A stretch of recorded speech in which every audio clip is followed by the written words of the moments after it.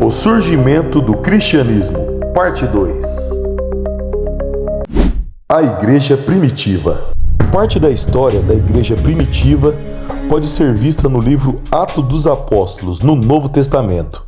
É sempre bom diferenciar. Discípulos são aqueles que estão aprendendo ou ouvem os ensinamentos de Cristo.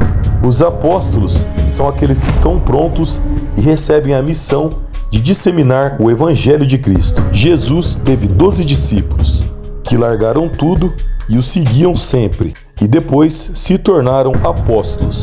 Eram eles: Simão Pedro, André, Tiago, João, Felipe, Bartolomeu, Tomé, Mateus, Tiago, filho de Orfeu, Judas Tadeu Simão, o Zelote, e Judas Iscariotes, o que traiu Jesus e foi substituído por Matias. Na igreja primitiva aparecem outros nomes.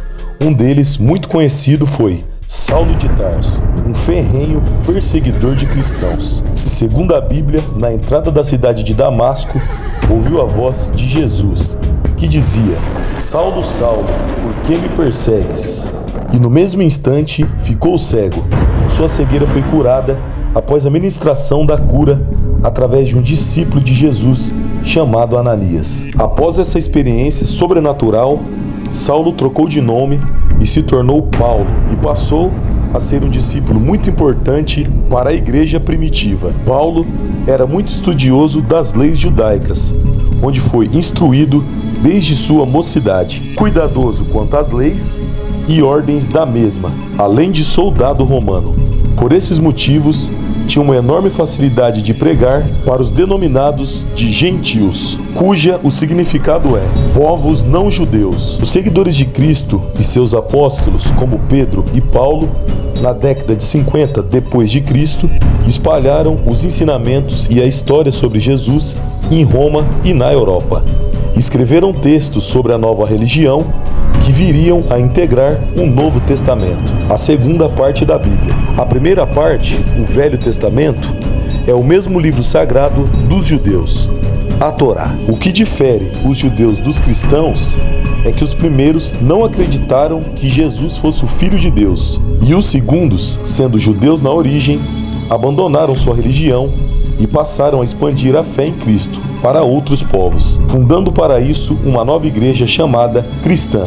Os descendentes dos apóstolos que começaram a espalhar o cristianismo sobre o mundo eram chamados de patriarcas. Assim, as comunidades constituídas pelos apóstolos foram se perpetuando mesmo após a morte deles, fazendo o cristianismo se fortalecer como igreja. Devido ao grande crescimento da igreja primitiva, baseada nos ensinamentos de Cristo, onde exaltava Jesus como único rei sobre todos, fez com que o cristianismo se tornasse uma ameaça ao poder do Império Romano. Os reis desejavam do seu povo adoração total e obediência, tanto que chegaram ao ponto de queimar, torturar e crucificar, e até jogar em arenas de leões famintos aqueles que não se curvassem a eles.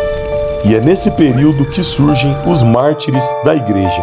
Muitas pessoas que morriam por Jesus e foram então homenageadas, e seus nomes são lembrados até os dias de hoje. E mesmo com toda a perseguição sofrida, os cristãos não se curvavam, e mesmo em ameaça de morte, eles ainda professavam sua fé em Cristo, fazendo assim com que o evangelho se espalhasse. De maneira geral, era comum se queimarem os cristãos vivos, ou fazerem serem devorados por feras, à vista de todos nas arenas dos circos romanos. Essa repressão tinha o propósito de evitar que o cristianismo continuasse a se expandir pelo império.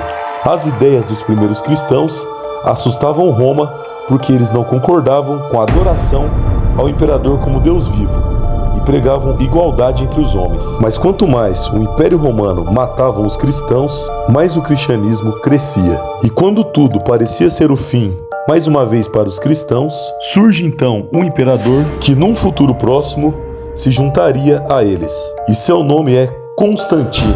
E no próximo vídeo estaremos dando continuidade a toda essa história, o surgimento do cristianismo. Se gostou do vídeo, deixe seu like e não se esqueçam de se inscrever no meu canal. Um forte abraço, fiquem com Deus e até o próximo vídeo.